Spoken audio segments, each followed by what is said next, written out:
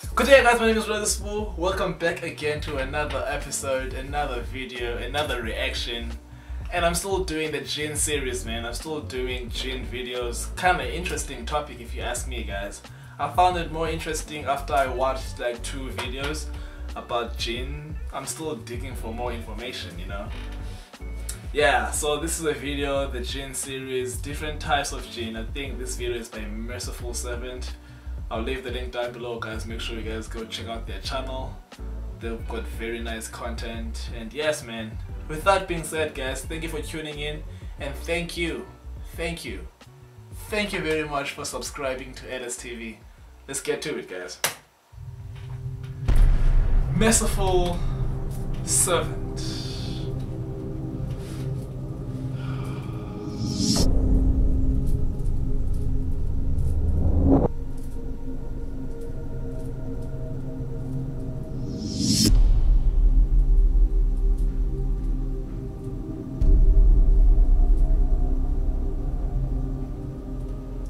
There is one hadith that is very fascinating, and it is an authentic hadith. Our Prophet ﷺ said, Al-Jinnu thalatha. Jinns are of 3 types. One type, لهم أجنحة يطيرون في الهواء. One type, they have wings and they fly and they roam around in the air. They are flying around in the skies. They're living their lives and they're going by. The other type, they are hayat. There's a category of jinn that typically appears in the form of animals. And 2 animals in particular the jinns love to appear in. Dogs and but snakes. Sometimes there are other animals. And the 2 main animals that the jinns love to appear in are snakes and dogs. But this does not mean that they never appear in another form. They could have other forms as well. The 3rd type of jinn is they come and they go. This is the one that seems to want to irritate us, want to frighten us, want to come into our lives. This 3rd category. Again, there is a lot of discussion about this hadith. And there are some things that we can say very definitively. First of all, the question comes, are these 3 types the only 3 types of jinn? Some of the scholars say that the Quran and the Sunnah mention more than these. So these are an example of 3 types of jinn. But what I want you to take from this hadith, notice how there are 3 different types that the Prophet ﷺ talks about. And notice how the 3 have different characteristics and different abilities. So notice one flies through the air. The implication is that one flies through the air and the other one doesn't fly through the air. Some of them are good and some of them are bad. The good jinns are called jinns, and the bad jinns are called shayateen. The jinn are all different. They have different abilities, different characteristics. They do different things. They like different things. They dislike different things. And there are different categories of shayateen. There's a shaitan, al-marid, and there's the afrit. As there's criminals, let us say, some of them are oppressors, some of them are transgressors, some of them are disbelievers. Also the shayateen, there are ranks, depending on their disbelief, depending on their power. And every type of them have different ability and different strength. Just like you, my dear brothers and sisters. Some of you can lift 20 kilos, and some of you can lift 200 kilos. Yes, sir. Some of you are intelligent, and some of you are not as intelligent. So the jinns are like this. And Abu Dawood narrated from Jabir ibn Abdullah that the Prophet ﷺ said, if you hear the barking of a dog or the braying of a donkey, then seek refuge with Allah, for they see that which you do not see.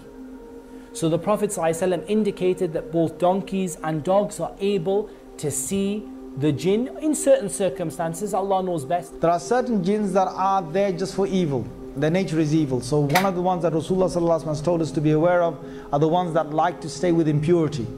They are known as the khubuth wal khaba'ith. Now they love toilets because they just got this impure nature. Their name is khubuth wal khaba'ith. You know, they're a particular impure part of the jinn sort of colony.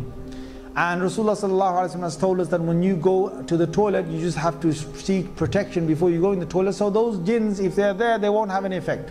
There's others that like to stay with human beings because they are impure, or they are stay in an unclean manner. Now only impure jinns will stay with impure people if they are of that kind, and they will just stay with them. Sometimes they won't affect them. There's one particular shaitan that will give doubts. So when people make wudu, some people get doubt. Did I wash this? No, let me wash it again. So they wash it again.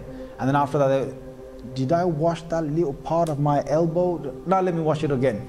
So they wash it again. This is doubt. This is doubt. And if you see any person who's in that, the best way is to get somebody who looks over them and tells them, just listen to me. Yes, you washed it. Now you just carry on. Allah subhanahu wa ta'ala tells us that the jinn say, وَمِنَّا الصَّالِحُونَ وَمِنَّا دُونَ ذَلِكَ. Some of us are righteous and some of us are not. وَكُنَّا طَرَائِقَ قِدَدًا. And many of us have different ways and different ideologies and different thinking. Some of them, the jinns, are Muslims. Some of them are disbelievers. Some of them are Jews, Christians, Buddhists, atheists, monks, everything. The same as human beings. Many people mistakenly think that all of the shayateen are chained up in Ramadan. This is not true. Only the marada of the shayateen. And the marada of the shayateen are the obstinate, or the ones that are especially going to harm you. Are they a separate category like the ifrit, or are they simply the shayateen that are more harmful than other shayateen? Allah knows best, because the ifrit seems to be like a different species of the jinn, or a different clan of the jinn, and Allah knows best. The disbelievers from amongst the jinn, they have a very ugly appearance. They don't have a very nice appearance. And we don't know a full appearance of them. I've met many patients who describe the jinn to me. I've met many people who have seen the jinn in various different forms. But I'm going to only quote you what Allah Azza wa Jal tells us about the jinn in their appearance, or about the evil beings from amongst the jinn. Allah Azza wa Jal tells us about the tree that grows from the base of the hellfire. The tree of Az-Zaqum. The tree which is ta'amun athim, which is a very painful and an evil tree. And Allah describes the fruit of the tree of the hellfire and says it looks like the heads of devils.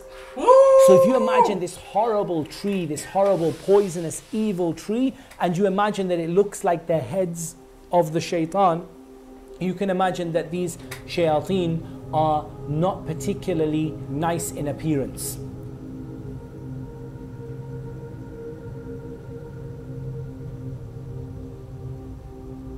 Wow. Wow.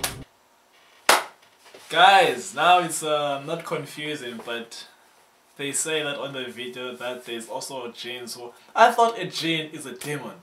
And I know demons are wrong, they're bad. But now they're like, no, they are nice jinns, they are good ones. Kind of confusing. How do you tell the difference if it's a good one or a bad one? Oh man, my mind is just everywhere. Clearly more research has to be done. With that being said, guys, thank you for watching. Tell me what you think down below. Someone can probably express or explain more. And please tell me what videos you'd like me to watch, guys. Thank you for watching and thank you for tuning in. And yes, guys, by all means, man, subscribe down below. And yes, LSTV will be back soon, guys. I love you. Peace.